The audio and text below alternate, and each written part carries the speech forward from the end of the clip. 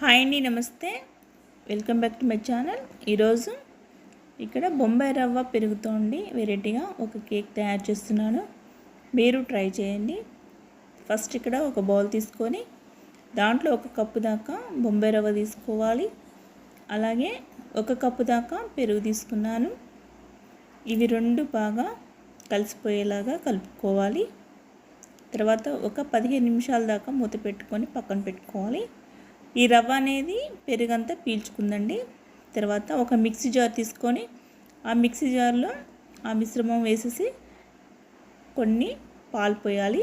అలాగే షుగర్ వేసుకోవాలి. టేస్ట్ తగ్గట్టు ఆయిల్ ఒక అరకప్పు, కొంచెం సాల్ట్ వేసుకోవాలి. వేసుకొని మొత్తం ఇలా మిక్సీ పట్టుకోవాలి.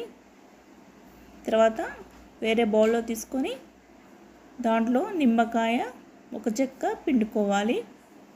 తర్వాత బేకింగ్ సోడా, బేకింగ్ పౌడర్ ఇవన్నీ వేసుకొని కలిసిపోయేలాగా బాగా కలుపుకోవాలి. తర్వాత కేక్ చేసే బౌల్ తీసుకొని దానికి కొంచెం ఆయిల్ అంతా స్ప్రెడ్ చేయాలి. ఈ మిశ్రమం మొత్తం ఆ గిన్నెలో వేసుకోవాలి. తర్వాత స్టవ్ ఆన్ చేసుకొని ఒక ప్యాన్ పెట్టుకొని దాంట్లో స్టాండ్ పెట్టుకొని ఈ కేక్ మిశ్రమం పెట్టుకొని మూత పెట్టుకోవాలి. 30 నుంచి 40 మినిట్స్లో కేక్ తయారైపోతుందండి. మనము ఇలా చెక్ చేసుకోవడానికి ఒక టీ స్పూన్ పెట్టుకొని చూసుకోవచ్చు.